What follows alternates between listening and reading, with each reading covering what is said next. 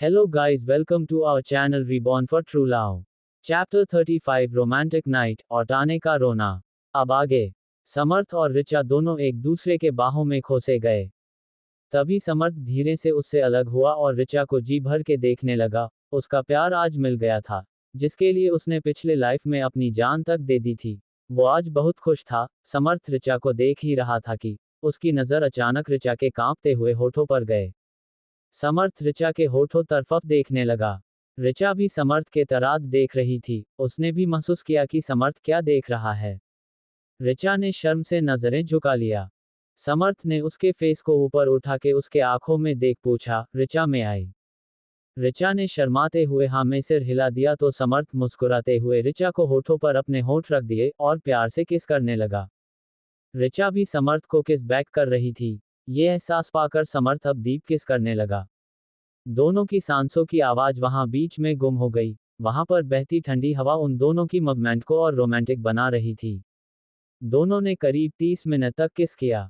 जब सांस लेने में प्रॉब्लम हुई तो समर्थ ने ऋचा के होठों हल्का सा छोड़ा, लेकिन उससे पूरी तरीके से अलग नहीं हुआ। दोनों ही अपने सांसों को संभालने लगे। जब दोनों थोड़ा नॉर्मल हुए तो समर्थ ने वहां पर रखी म्यूजिक सिस्टम पर एक रोमांटिक सा सॉन्ग प्ले कर दी। उसने एक जेंटलमैन की तरह ऋचा की तरफ एक हाथ आगे बढ़ाते हुए कहा, can you please dance with me beautiful. Richa ने शर्माते हुए अपना हाथ आगे बढ़ा दिया और समर्थ ऋचा के कमर को पकड़ अपने तरफ खींच लिया। ऋचा की बदन पूरी तरीके से समर्थ के बॉडी से चिपक गई। समर्थ ने ऋचा के कमर को दोनों हाथों से थामा हुआ था और ऋचा अपने दोनों बाहें समर्थ के गले के इर्द गिर्द लपेटे हुए थे। दोनों एक दूसरे के कंधे पर सर रख आंखें बंद किए हुए सोन के डांस करने लगे। ये मूवमेंट उन दोनों के लिए आज बहुत खास था। दोनों ने काफी समय बिताया। ऋचा इस पल को यही रोक देना चाहती थी। उसने कभी ऐसा खूबसूरत पल जी नहीं थी। समर्थ को पाके वो बहुत खुश थी। फिर कुछ देर बाद समर्थ ने ऋचा डांस करते हुए ही पूछा, जाना नहीं खाओगी। ऋचा ने हाँ में सर हिलाया और समर्थ ऋचा का हाथ पकड़ उस डेकोरते किए हुए टेबल पर ले गया और खुद एक चेयर पर बैठ ऋचा को अपने गोद में खींच लिया।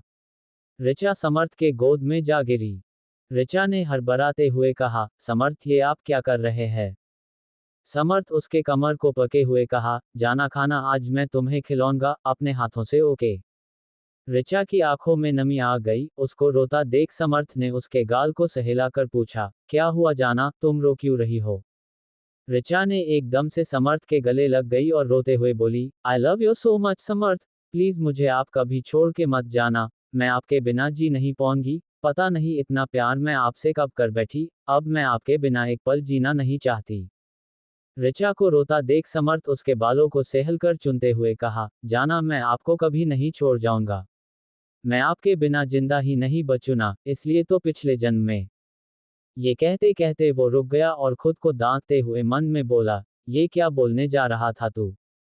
फिर समर्थ बात बदलते हुए कहा, अब रोना बंद करो, देखो खाना भी ठंडा हो गया। फिर एक बाइट ऋचा की तरफ बढ़ा दिया। ऋचा ने भी मुंह खोल वो बाइट खा लिया। अब ऋचा ने भी समर्थ को खिलाया। दोनों ने ऐसे ही एक दूसरे को खाना खिला दिया। कुछ देर बाद दोनों का खत्म हुआ और समर्थ ऋचा का हाथ पकड़ वो ही रेत में वॉक करने लगा। चांदनी रात में दोनों की चेहरे आज कुछ ज्यादा ही चमक रहे थे। समर्थ ऋचा को लेके वही रेत पर लेट गया और ऋचा को अपने सीने पर सुला लिया। ये फीलिंग उसे बहुत राहत दे रही थी। इतने दिनों की तड़प बेचैनी आज जाके खत्म हुई थी। यहाँ तो दोनों एक दूसरे के साथ खुश थे, लेकिन वही कोई था जो ना जाने कितनी ही देर से उन दोनों को अपनी जलते हुए निगाहों से देख रहा था। ये कोई और नहीं तने था जो उन दोनों का पीछा कर यहाँ पहुंच गया था। तने की आंखें गुस्से में लाल हो गई और आंखों में आंसू भी आ गए। आज उसका प्यार उससे बहुत दूर जा चुका था। आज उसे दिल में दर्द हो रहा था। जो कभी वो ऋचा को यही दर्द दिया था, आज उसे यही दर्द वापस मिल रहा था। शायद यही उसके लिए सजा होगी। खैर तने उन दोनों को थोड़ी देर देख वहां से गुस्से से चला गया और अपनी कार तेजी से ड्राइव करने लगा। वो ड्राइव करते करते सोचते गया कि ऋचा मुझे इतनी जल्दी कैसे भूल सकती है। क्या मैंने उसे इतना हर्ट किया कि आज उसने मुझे ही भुला दिया। नहीं, मैं ऋचा को ऐसे ही नहीं जाने दूंगा। वो तो मुझसे बचपन से प्यार की थी ना। अब इतनी आसानी से मैं उसे भूलने नहीं दूंगा। अब तनय को कौन बताए कि ऋचा का भी पुनर्जन्म हुआ है, इसलिए उसकी पिछले जिंदगी की कारनामे ऋचा को एक एक करके याद है। तनय फिर गुस्से में अपने दांत चबाते हुए कहा, ये सब उस मीरा की वजह से हुआ है। न वो हमारे बीच गलत फहमी पैदा करती, और न ही मैं ऋचा को हर्ट करता। उस मीरा की तो मैं आज, कह के वो और तेज कार चलाए और सीधा अपने विला पहुंच गया। वो कार से उतरा और तेजी से मीरा के कमरे की तरफ बढ़ गया। वो दरवाजा झटके से खोला और सीधा जाके मीरा के बालों को अपनी मुट्ठी में भर के उसके चेहरे को ऊपर उठाया और नफरत से कहा, बहुत शौक है न लोगों के फीलिंग के साथ खेलने में, आज मैं तुम्हारे साथ खेलता हूँ चल। कह के तनय ने सीधा मीरा को बेड पर धकेल दिया, लेकिन अब भी मीरा के पैरों में जंजीर बंधी हुई थी। चैप्टर 36 समर्थ और ऋचा की बेहकता हुआ जिस्म। अब आगे। तनय ने मीरा को बेड पर पटक दिया और कहा, आज मैं तुम्हें अपनी डरिंडगी दिखूंगा। ये कह उसने मीरा के कपड़े को एक झटके में फाड़ दिया और मीरा के ऊपर किसी जानवर की तरह झपट पड़ा। मीरा ने रिक्वेस्ट करते हुए रोते हुए कहा, प्लीज तनय मुझे छोड़ दो, मुझे जाने दो, प्लीज ऐसा मत करो, मैं मर जाऊंगी तनय। तनय उसके मुंह को दबाते हुए कहा, और तुम्हारे वजह से ऋचा जो मुझसे दूर चली गई उसका क्या, और मुझे जो दर्द हो रहा है उसका क्या।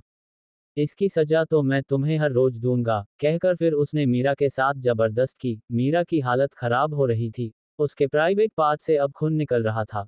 कुछ देर बाद वो सह नहीं पाए और बेहोश हो गई, क्योंकि वो भूख और प्यास की वजह से कमजोर थी। लेकिन तनय नहीं रुका, उसका गुस्सा, ऋचा को खोने का जो दर्द था, उसका फ्रस्ट्रेशन वो इस तरह निकाल रहा था। पूरी रात वो मीरा के साथ वो सब करता रहा, आखिर में वो थक गया और मीरा को किसी गंदी चीज की तरह दूर झटक के वहां से चला गया। मीरा वही बेहोश पड़ी रही, अब उसकी सांसें भी धीमी चल रही थी। ऋचा और तनय ऐसे एक दूसरे के बाहों में थे और ऋचा ने समर्थ से पूछा, समर्थ ये अवार्ड मुझे कैसे मिली? मतलब ये सब आपका ही किया हुआ है ना? समर्थ ने प्यार से उसके सर पर चूमते हुए कहा, जान मैं तुम्हें एक अच्छी मुकाम पर देखना चाहता था, क्योंकि तुम में वो काबिलियत थी, लेकिन तुमने अपने इस टैलेंट को कभी किसी के सामने नहीं लाए। लेकिन जिस दिन मैंने तुम्हें स्केच बनाते हुए देखा तो तुमने मुझसे वो कॉपी छिपा दी, तब मुझे पता चला कि तुम कभी अपने आप से ये दुनिया के सामने नहीं लाओगी। इसलिए मुझे ये करना पड़ा। तुम्हें पता है तुम कितनी टैलेंटेड हो जान, ऐसे क्यों अपने आप को छुपा के रखना हम। ऋचा ने समर्थ के तरफ देखते हुए कहा, समर्थ आप न मेरी लाइफ में कोई ब्लेसिंग की तरह हो, मेरी हर बात आप मेरे बिना कहे ही आप समझ जाते हो। ऋचा की आंखें भर आई। समर्थ ने ऋचा को रोते हुए देखा तो समर्थ ने उसके दोनों आंखों को बारी बारी चूम लिया। ऋचा के आंसू के बंडों को अपने होठों से छू पी लिया, फिर उसके फेस को पकड़ प्यार से कहा, जाना आज के बाद ये आंसू नहीं आनी चाहिए हम। ऋचा ने हाँ में सर हिला दिया। समर्थ फिर धीरे धीरे ऋचा के होठों के तरफ बढ़ने लगा और ऋचा के होठों के अपने होठों से चुम लिया। समर्थ पहले तो सॉफ्ट किसेस कर रहा था, लेकिन ऋचा की करीबी उसे बहका रही थी। समर्थ ऋचा को नीचे लेता के खुद उसके ऊपर आ गया और उसे डीपली किस करने लगा। दोनों की गहरी सांसों की गूंज वहां बीच के हवा के साथ घूम रही थी।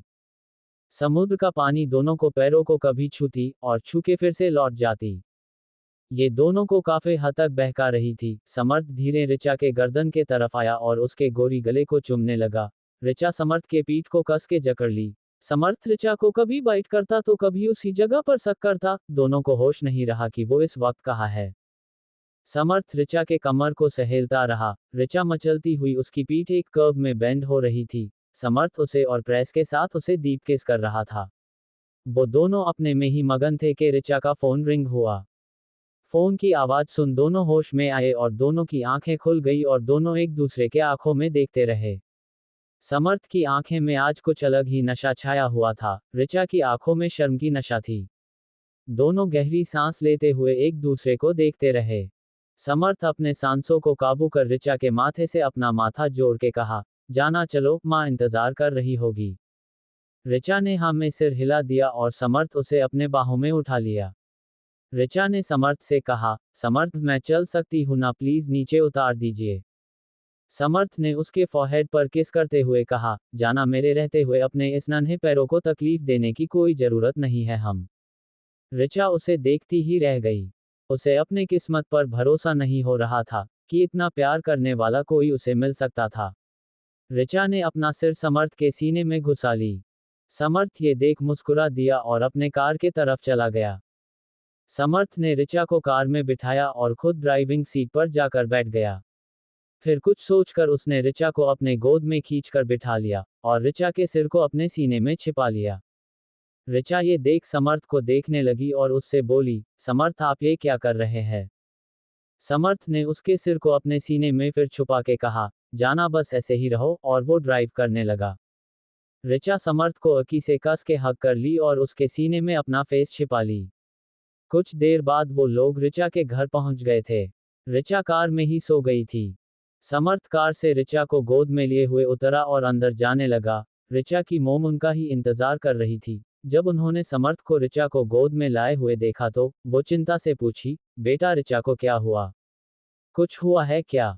समर्थ ने कहा, माँ ये बस कार में ही सो गई थी, इसलिए मैंने इसे जगाना सही नहीं समझा और गोद में ही ले आया। आंटी आप ऋचा का कमरा कौन सा है बता देंगी?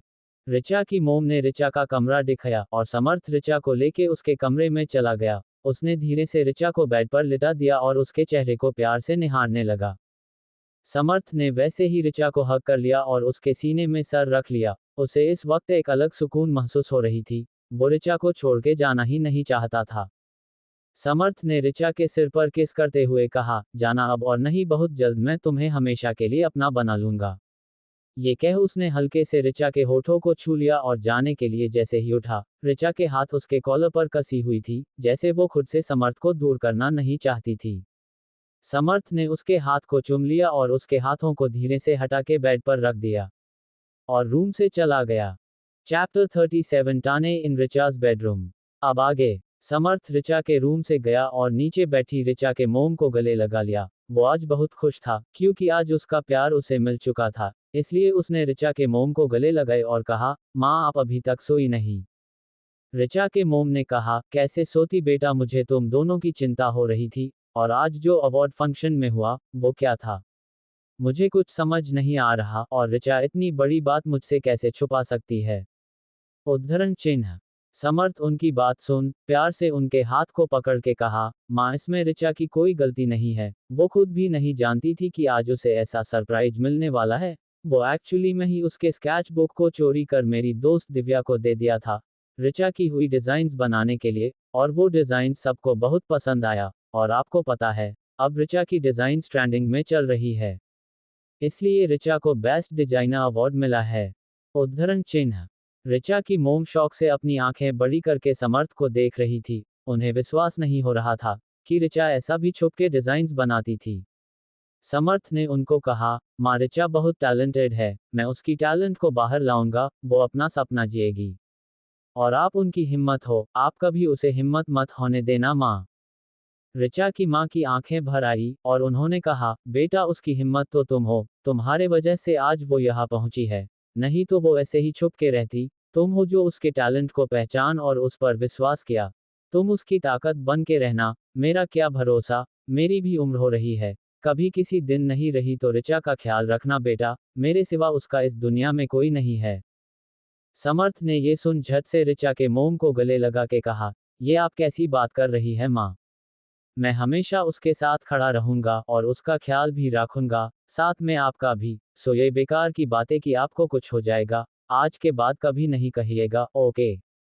ऋचा के मोम ने हाँ में सर हिलाया और समर्थ ने पूछा, आपने खाना खाया? ऋचा की मोम ने कहा, नहीं मैं तो तुम लोगों का वेट कर रही थी। समर्थ ने कहा, चलिए आज मैं आपको खाना खिलाऊंगा। ये कह उसने उन्हें डाइनिंग टेबल पर ले गया और उन्हें प्यार से खाना खिलाने लगा। दूसरी तरफ तने के विला में वो इस वक्त अपने रूम में शर्टलेस बेड पर पड़ा था और ऋचा और समर्थ की नजदीकियों उसे याद आ रही थी। उसने अपने मुट्ठी कस ली और कहा, ये तुमने ठीक नहीं किया ऋचा, तुम मुझे नहीं भूल सकती। अब जब मुझे तुम्हारे प्यार का एहसास हुआ तो तुम किसी और के पास चली गई। ऐसे कैसे तुमने मुझे भुला दिया ऋचा? अब मैं तुम्हें अपने प्यार का एहसास दिलाऊंगा, तुम मुझे महसूस करोगी, मेरी नज़र तुम पर ही बनी रहेगी, लेकिन उसके लिए मुझे उस समर्थ को रास्ते से हटाना होगा। उद्धरण चिन्ह। वो यही बोल रहा था कि उसके पास एक सर्वेंट आया और बोला, सर मीरा मैम की हालात ठीक नहीं है। मैं जब रूम साफ करने गया तो वो बेजान सी बेड पर पड़ी है, आप एक बार जाके चेक कर लीजिए, कहीं उन्हें कुछ। उद्धरण चिन्ह। तने ये सुन गुस्से से उठा और मीरा के रूम में चला गया और जाके उसको चेक किया। ज्यादा ब्लीडिंग होने वजह से उसका चेहरा पिला पड़ गया था। और उसकी सांसें भी धीमी चल रही थी, क्योंकि तनय खुद एक डॉक्टर था। उसने तुरंत मीरा की ट्रीटमेंट शुरू कर दी, और मीरा की तरफ देख नफरत से देख दांत पीस के कहा, तुम्हें इतनी आसानी से मरने नहीं दूंगा, तुम हर रोज ऐसे ही दर्द से तड़पोगी, जब तक मुझे ऋचा मिल नहीं जाती, क्योंकि तुम्हारे वजह से मैं ऋचा से दूर हो गया। तुम्हें मैं चाहिए था ना, इसके वजह से तुमने हम दोनों को अलग किया था, तो यही सही। फिर टेढ़ी स्माइल कर कहा, अब हर रोज तुम मुझे पाओगी, और हर रोज तुम्हारी यही हालत होगी, गे मीरा। तने फिर वहां से बाहर चला गया और किसी को फोन किया और कुछ बात करके फोन रख दिया और कहा, समर्थ तुम्हारी उल्टी गिनती शुरू, और शैतानी हंसी हंसने लगा। फिर वो कुछ सोच कार लेके निकल गया और जाके सीधा ऋचा के घर के थोड़ी दूरी पर कार रोक दी। वो कार से उतरा और ऋचा के घर के तरफ जाने लगा। जब वो गया तो उसे एक कार उसके घर के सामने खड़ा पाया। ये देख तने गुस्से में कहा, हो ना हो ये समर्थ की ही कार है, इसे तो मैं। फिर अपने गुस्से को काबू कर वो चुपके से बैकग्राउंड से होते हुए पाइप चढ़ कर ऋचा के रूम तक पहुंच गया और से वो बलकोनी से ऋचा के रूम में घुसा और सोती हुई ऋचा को किसी संकी की तरह देखने लगा। रूम की लाइट्स ऑफ थी, फिर भी बाहर से आती हुई चांद की रोशनी में ऋचा की स्किन चमक रही थी। वो स्लीपिंग ब्यूटी लाग रही थी। धीरे धीरे तनय उसके पास पहुंचा और उसके पास बेड पर बैठ गया। वो धीरे से अपने हाथ आगे बढ़ाकर ऋचा के गाल को छू लिया, और ये एहसास तनय को बहुत अच्छा लग रहा था। वो हल्के से उसके तरफ झुका और उसके बालों की खुशबू महसूस करने लगा। वो आंखें बंद कर ऋचा की एहसास में खो रहा था। ऋचा गहरी नींद में थी, फिर भी उसे एहसास हो रहा था कि कोई उसे छू रहा है। वो हल्के से कसमसाने लगी। तनय ये देख होश में आया और फिर ऋचा को ठपकी देने लगा, ताकि ऋचा फिर सो जाए। उसने ऋचा के माथे को चूम लिया। वो धीरे से बोला, कितना सुकून है तुम्हारे पास ऋचु। मैं कहाँ भटकता रहा, जो सुकून मेरे पास हमेशा थी मैं उसे पहचान नहीं पाया। लेकिन मैं तुम्हें वापस पाकर रहूंगा, तुम मुझे ऐसे नहीं भूल सकती, और इसके लिए समर्थ को हमारे बीच से हटना होगा। तुम चिंता मत करना, मैं समर्थ की कभी याद नहीं आने दूंगा। तुम हमेशा मेरी थी और मेरी ही रहोगी ऋचु। ये कह उसने ऋचा को गले लगा लिया। तभी रूम के बाहर किसी की आहट हुई और तनय जाके कर्टन के पीछे छुप गया, और रूम में समर्थ आया और आके ऋचा के माथे को चूम के कहा, जाना मैं अब जा रहा हूँ, मैंने माँ को खाना खिला के सुला दिया है, तुम भी आराम से सो जाओ। ठीक है, फिर समर्थ ऋचा के होठों को चूम वहां से चला गया। तनय ने जब समर्थ को ऋचा के होठों को चूमते हुए देखा तो उसने गुस्से से एक मुक्का दीवार पर मार दी और उसके हाथ से खून निकलने लगा। वो बर्दाश्त नहीं कर पा रहा था ये। फिर वो ऋचा के तरफ देख कहा, तुम्हें तो इसकी सजा मिलेगी ऋचु, किसी और आदमी के करीब जाने की, और वो भी हमारी शादी के बाद। अब मैं तुम्हें सजा दे के फिर से मुझे नफरत करने की वजह नहीं दे सकता। और ये कह वो भी वहां से चला गया। चैप्टर 38 तनय किस्ड ऋचा। अब आगे। तनय वहां से गुस्से से चला गया और अब भी उसके हाथ से खून बह रही थी। वो कार में बैठा और विला चला गया। वो विला पहुंचा और सीधा अपने रूम में जाके वॉशरूम में घुस गया। वो आंखें बंद कर शावर के नीचे वो ऋचा को महसूस करने लगे। वो आंखें बंद कर एक लंबी सांस लेते हुए ऋचा को इमेजिन करने लगा। उसने धीरे से मदहोशी में आंखें खोली तो उसके सामने ऋचा मुस्कुराते हुए खड़ी थी। तनय उसे देख झटके से अपने करीब खींच लिया और उसके होठों को बिना रुके किस करने लगा। वो ऋचा को वाल से सता दिया और ऋचा के दोनों हाथों को ब्लॉक करके उसे बेतहास चूमने लगा। उनकी सांसें गहरी होती जा रही थी। तनय ने ऋचा को पलट दिया और अब उसके गोरी पीठ को पागलों की तरह चूमने लगा। तनय इस वक्त किसी पागल की तरह बिहेव कर रहा था। तनय ने ऋचा की कपड़े उतारनी शुरू कर दी। वो अपने हदें पार करने ही वाला था कि अचानक उसके फोन की घंटी बाजी।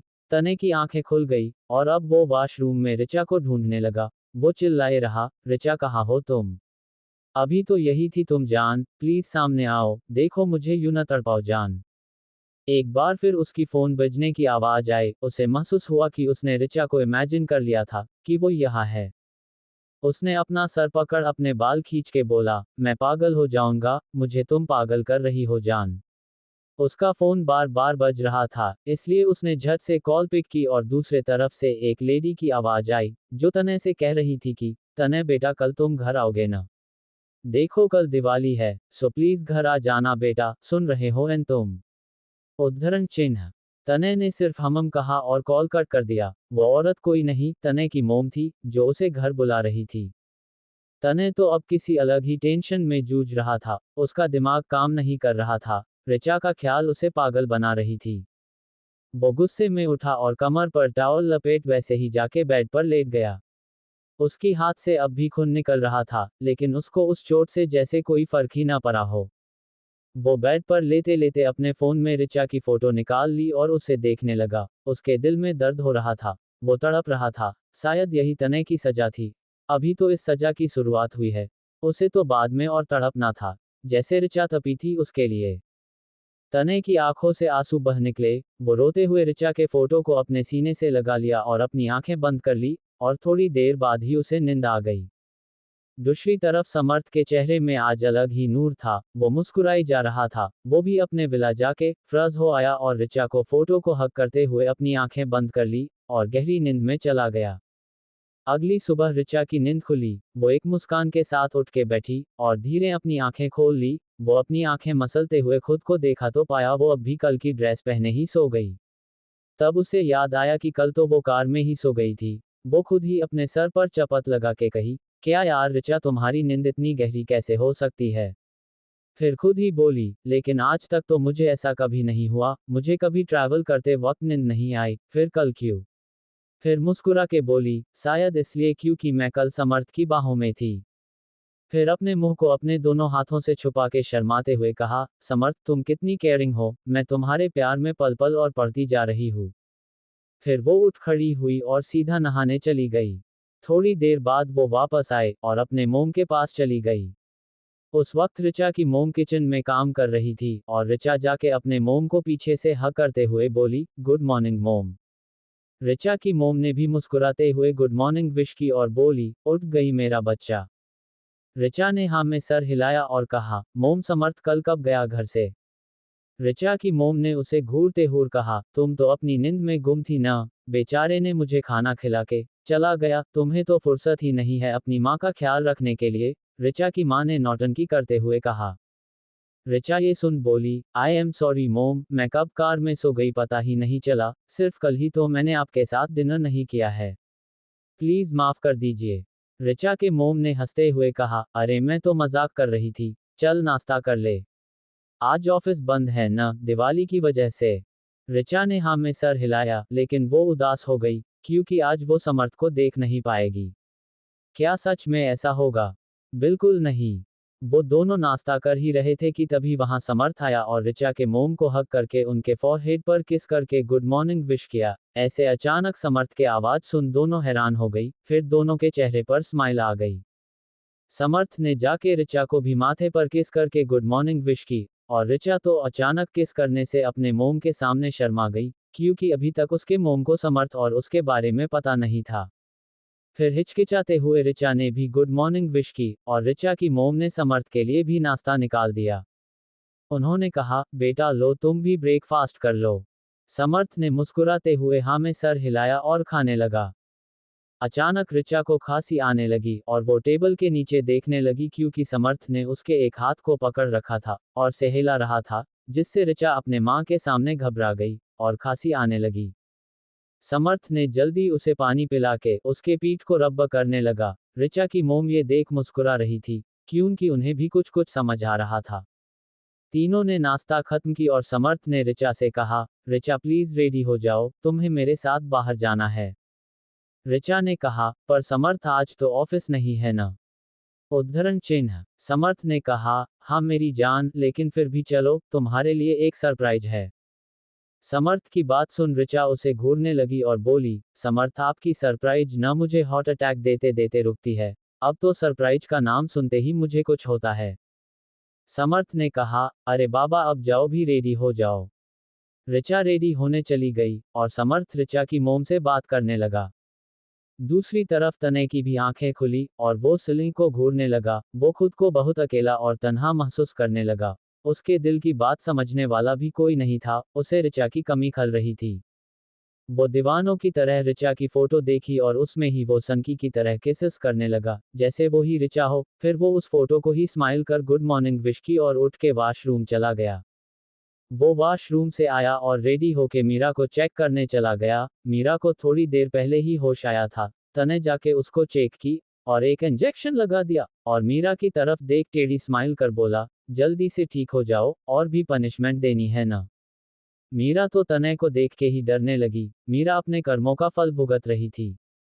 खैर तनय भी मीरा को चेक कर बाहर निकल गया, क्योंकि आज दिवाली थी तो वो कुछ शॉपिंग करने चला गया, क्योंकि वो आज ऋचा को मिलने जाने वाला था।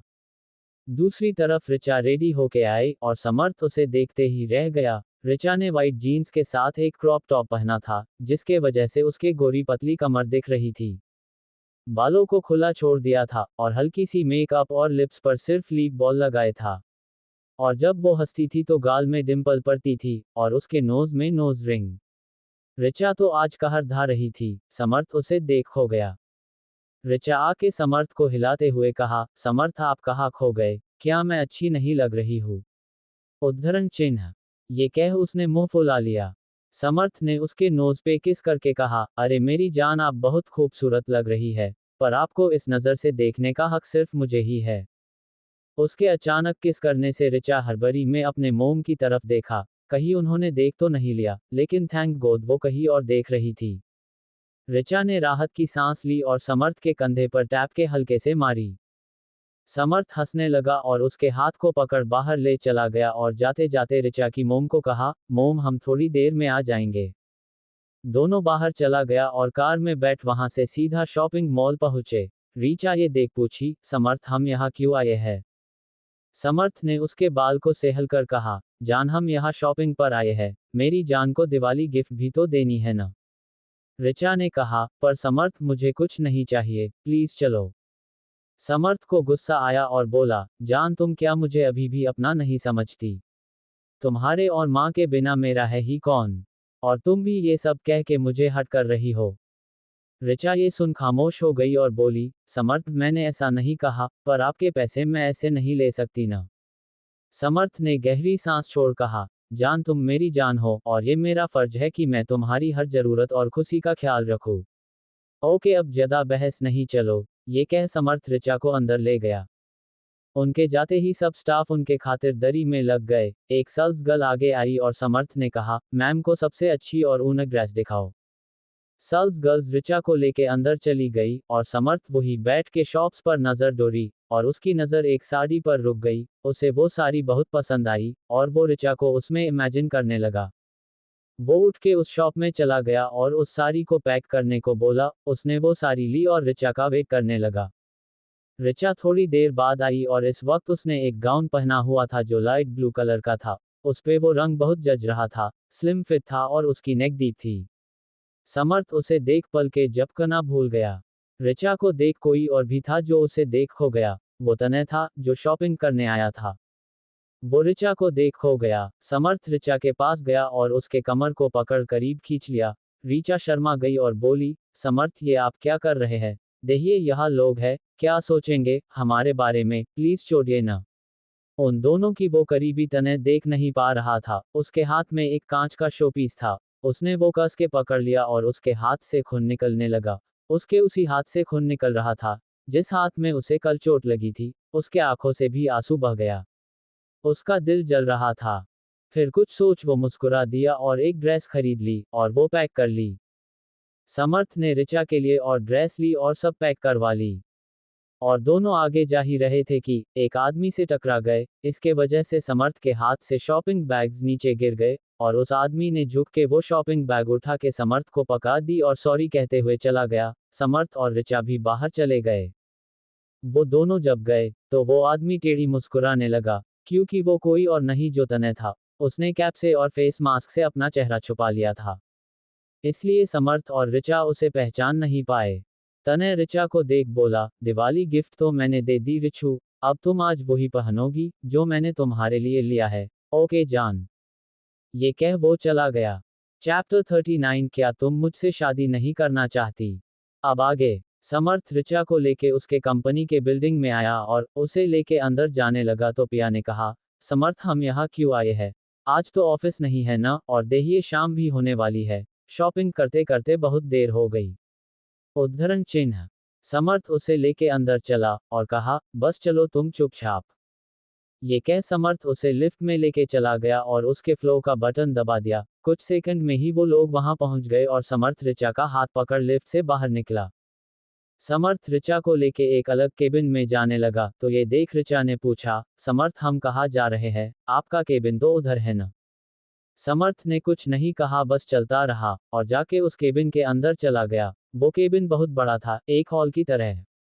ऋचा उस हॉल को देखने लगी तो समर्थ उसे पीछे से हक कर बोला, जाना तुम्हारे सपनों को पूरा करने का वक्त आ गया है। तुम यहाँ अपनी फैशन डिजाइन कर सकती हो, ये अब से तुम्हारा है, तुम जैसे चाहे यहाँ अपने काम कर सकती हो। ओके बच्चा।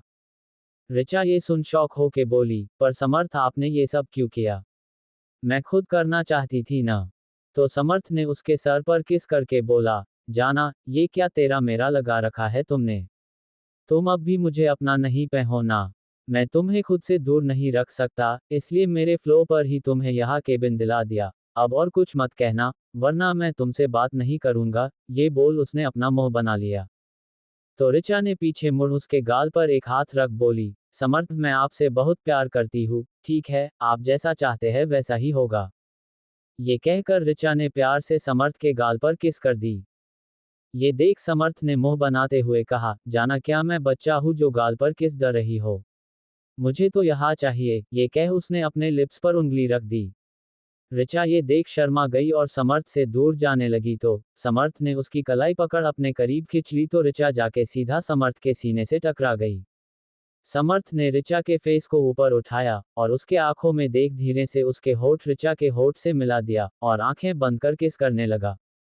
ऋचा ये महसूस कर अपनी आंखें बंद कर ली, उसके आंखों से एक एक कतरा आंसू बह निकला। शायद वो कुछ बहुत गहरी बात सोच रही थी। ऋचा ने रोते हुए समर्थ के किस को रेस्पॉन्स की और उसे जोर से हग कर लिया। समर्थ ये महसूस कर ऋचा को दीवार से सता दी और ऋचा के दोनों पैरों को अपने कमर पे लपेट ली और डीप किस करने लगा। करीब 30 मिनट तक दोनों किस करते रहे जब तक उनको सांस लेने में दिक्कत नहीं हुई।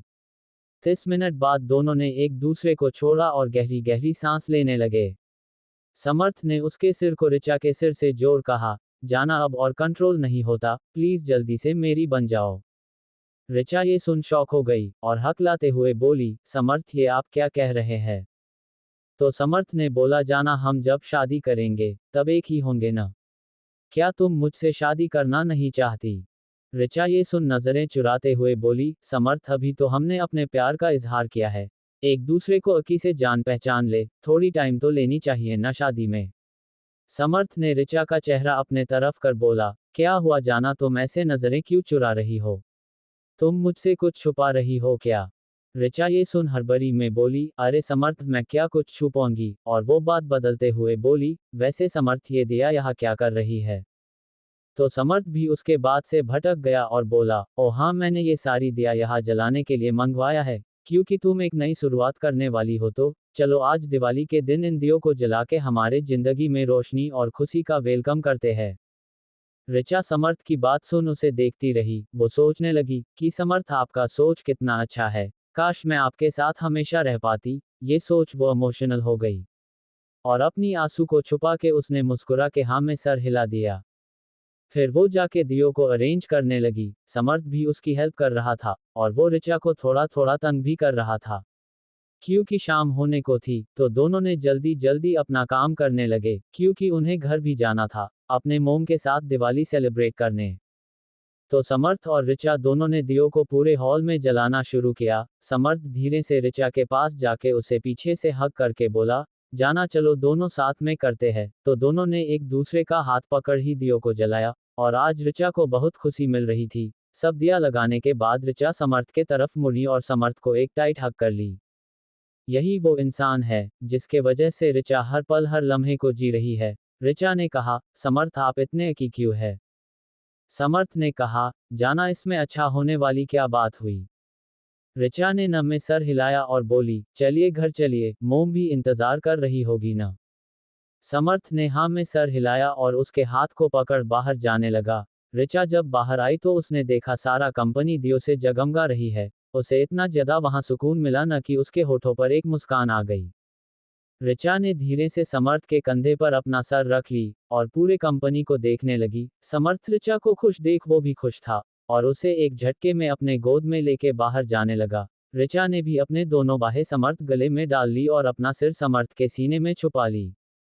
समर्थ ये देख प्यार से उसके सिर को चूम लिया और दोनों कार में बैठ चले गए। दूसरी तरफ तनय भी टेढ़ी स्माइल कर रेडी हो रहा था। चैप्टर 40 ऋचा ही आपकी बहू बनेगी। अब आगे। तनय टेढ़ी मुस्कुरा के रेडी हो रहा था। उसने मिरर में खुद को देखते हुए कहा, मैं आ रहा हूँ रिचू, तुम्हारा तनय तुम्हारे पास आ रहा है। अब इंतजार नहीं होता मुझसे। ये कह वो रेडी हुआ और सीधा रायजादा मैंशन चला गया, क्योंकि उसकी माँ कल से फोन करके उसे बुला रही थी। वो मैंशन पहुंचा और अंदर चला गया, और लिविंग रूम में ही उसके मोम डैड सोफे पर बैठ बात कर रहे थे। उन्हें देख तनय जल्दी से उनके पास गई और उनके पैर छू के ग्रीट किया। तनय की मोम अपने बेटे को देख जल्दी से गले लगा लिया और बोली, बच्चा तुम घर क्यों नहीं आ रहे? ये तुम्हारा ही तो घर है। हम बूढ़े माँ बाप को छोड़ तू अलग रहता है, बुरा नहीं लगता हमारे लिए? ये कह उन्होंने मुंह फुला लिया। तो तनय ने उन्हें प्यार से उनके गाल को छू के बोला, माँ मैं जल्दी ही आऊंगा आपकी बहू को लेके, सो तब तक आप इंतजार कर लीजिए। तनय की मोम ये सुन खुश होते हुए बोली, क्या सच में? बट बेटा मुझे वो मीरा बिल्कुल पसंद नहीं है, प्लीज कोई अच्छी लड़की को क्यों नहीं डेट करता तू? मुझे वो लड़की बिल्कुल पसंद नहीं। मुझे तो ऋचा पसंद है। पार पता नहीं तुम दोनों के बीच क्या हुआ है, तुम भी नहीं बताते। तनय ये सुन कहा, आप जो चाहती है वही होगा मोम, आपकी घर की बहू सिर्फ ऋचा ही बनेगी।